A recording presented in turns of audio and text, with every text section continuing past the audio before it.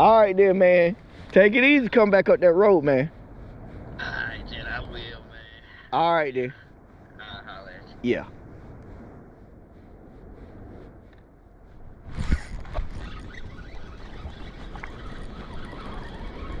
Got one. Got one. Oh, first one of 2025. Jesus. Hold on. Chill out.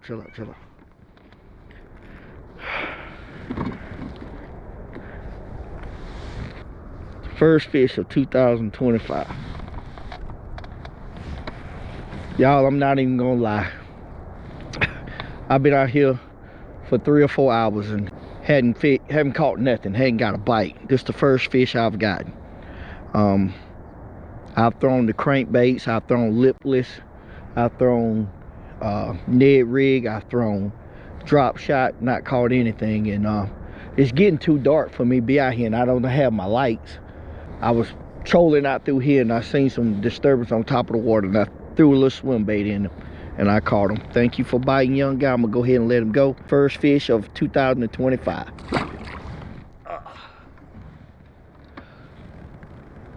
Oh man, I knew I was gonna catch him though. I said, man, that's the first fish activity I've seen all day. I said, I'll catch one on this cast. Well, if I had to say, that was a rough start to 2025 as far as like catching fish. The money is already more than halfway finished, and I just took my first trip of the year, and I was only able to catch that one fish, and it was late in the evening. I mean, pretty much dark. I know it don't probably look like that in the video, but it was getting pretty dark at that moment. But it does give me an opportunity to talk about a lure selection that I just kind of stumbled on last year, and I've been using it more and more, especially during the early winter time into the early part of the spring. And it's a lure that will fill up the boat with fish, and it's very, very highly productive. And it's the 3-inch swim bait. I typically fish with one that's like 3-inch to 4-inch. I try to stay around that range right there. Maybe one a little bit shorter, because I have experimented with cutting a little bit off and make it like maybe 2.5 inches long, and it works good that way.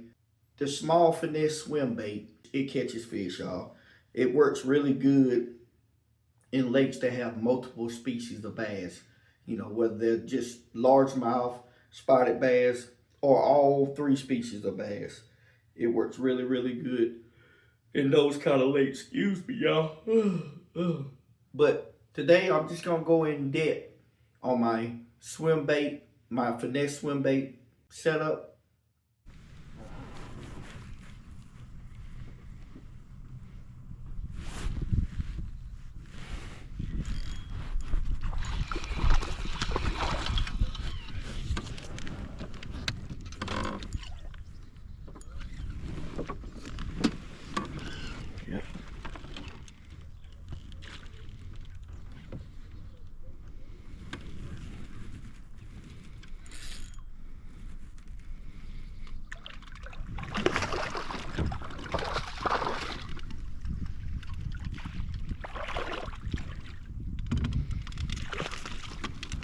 All right, got one.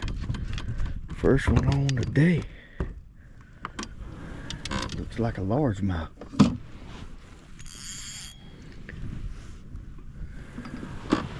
Looks like a largemouth.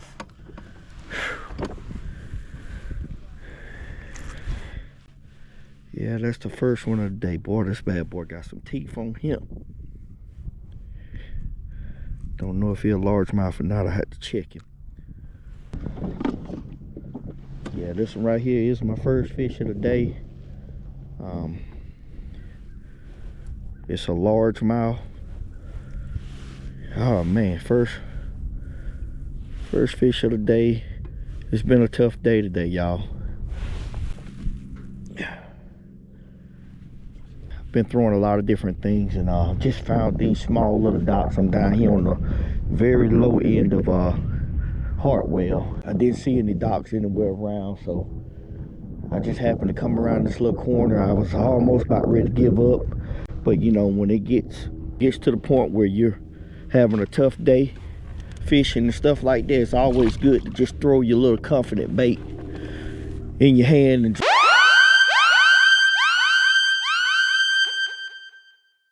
let's go ahead and get it started. I'm gonna start off just like the other finesse stuff that I do. I always fish on the spinning reel. This spinning reel right here is actually the 13 Fishing Blackout Edition. It's a real slick looking reel and rod. You know, it's really nice. It feels pretty good. Again, I fish a braid to fluorocarbon leader.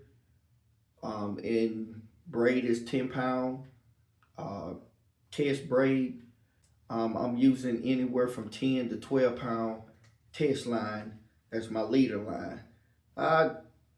I have dibbled and dabbled in the 8, and it works and everything else, but I typically stay around maybe that 10-pound range. You know, you can catch some big fish. I think the biggest one I've caught was like a 5-pounder on the small little swim bait. Come up to the top and got it. Oh my goodness, my God. Oh. For you ones that don't know, 19.75. So I'm gonna start off by also showing you some of the swim baits that I like to fish with. Right here, we have one that's like a, it's just a regular little jig head with about a 3-inch, I think this was like a 3.5-inch swim bait. And it's, you know, just a simple little swim bait. You know, I like to fish these are pretty deep. And again, I fish them pretty deep in, you know, lakes and stuff that I know don't have a lot of trees and stuff. You know, here in South Carolina, most of our lakes, our bigger lakes, over here on the Savannah River side, they have timber in them, you know, standing timber, you know, like a forest of trees underneath it, as well as cane poles. Fishing it pretty deep in those waters, right, they can be risky, but you can definitely pull out a lot of big fish. Another one that I like to fish with is this other one right here. Now, this one right here, it's smaller in size, and it definitely has this time of year in which, you know, fish like to bite it better. The tail has a little bit more action than some of the other swim baits that I have. So this is one that I throw, well, really both of these, I throw them more towards like the springtime of the year, the spawn time of the year is when I'm throwing them with that little bit more boot kicking in the back, boot tail kicking in the back. But yeah, I like to fish with these. So the next one I like to use is same style swim bait, just a little bit shorter. It's just a 3-inch, but got a screw-on hook on it. You know, just a screw-on hook. I got it exposed or whatever. Pull it up right here where you can kind of protect the hook, and just fish it like that. Now I do like to crawl this through some timber. Typically I can get it pretty clean, pretty straight or whatever, but slow roll that bad boy deep. And man, I'm telling you that they'll come up in there, crash it. It's a technique that takes a little bit more time, and I don't go to it as much as I should go to it, but it's really, really highly productive. Just get you a hook with a little weight right here, and just slow roll it, low as you can to the bottom. Scrub it up against stuff. Right here, I'm gonna show you some of the swim baits. As you probably see if you watch my other videos, I like the Hazardon shad from Mega Bass. Now, these swim baits, they're pretty good. They're not really that durable, and they're not really that cheap, but they work real well. So I got them in this green pumpkin chart. I got this ghost shad, and the other one is a green pumpkin shad. This is a good color, green pumpkin shad. The other one that I like to use mostly towards the You know, it depends on the aggressiveness of the fish. But this is the spark shad.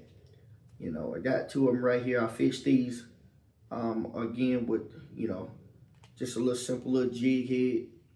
Some with a little spinner on it, some without a spinner on it. But it just depends on how aggressive they are. And this is one that is new to me. I just ordered these. I don't know, they popped across my phone on I think on Facebook or one of the social media thing, and I decided to buy them. They look really, really nice. They're a 3-inch swim bait. They're supposed to be super durable. I got a few other colors, but I got them over there. But I like these right here. I think they're gonna be a real good fish catcher. The next time I go out, I'm gonna definitely put on, you know, rig up one of these and see what I can catch with it. Gonna go more into the type of jig heads that I use. The jig heads that I like to use is the Okashiri jig head. I like to use the regular one that's like this. And I like to use the one that's got a little spinner on the end of it. You know, the spinner part, it has its moments. I don't know how to explain it, but there's certain days where you can't catch anything on these spinner ones, and then there's days where you can just absolutely load them in the boat and they won't bite the one that don't have a spinner. And right here I got one. I typically call these the peel head, but it's a whirly bird. I think it's made by Jinko Fishing, but I like those two right there. Hadn't really used them that much. I was doing good on one of them, and I went to cast out, and I don't know, all of a sudden it just broke off. That completes my finesse swim bait rod setup. It's a really good method of catching fish, especially lakes that have multiple species. I kind of feel like it's one of those techniques that benefits the boater, someone that's fishing out in the water and in a boat, because sometimes you find yourself, especially like this time of the year right here, you find yourself looking for bass that are feeding up. And if you can catch them feeding up, yeah, you can catch them with other lures and stuff like that, lipless, crankbaits and stuff like that, top water and everything else. But this swim bait also works really, really well when it comes down to fish feeding up. And you know, when you're fishing from the bank, sometimes you don't have that advantage of being in the boat, because those fish that when they're feeding up, they're moving a lot. And they're typically somewhat kind of far off the bank. So it's a good method, but I'm not saying that it's impossible, because it's not impossible to catch some bass from the bank on this with these little swim baits. But I think more towards the fall part of the year, not the fall part, but this spring time of the year, spawn time of the year is that time of the year to catch them from the bank. But that's gonna do it for today with my finesse swim bait setup. I appreciate each and every last one of y'all for rocking with me. If you're not subscribed to my channel, feel free to subscribe. It's free. I could definitely use your support. I love it when y'all leave comments and stuff like that. I love to mingle. I love to talk with y'all. I love to, you know, answer questions, whatever you got about, you know, anything that I can answer. But with that being said, I'm gonna go ahead and get on out of here, and I'll holler at y'all on the next one.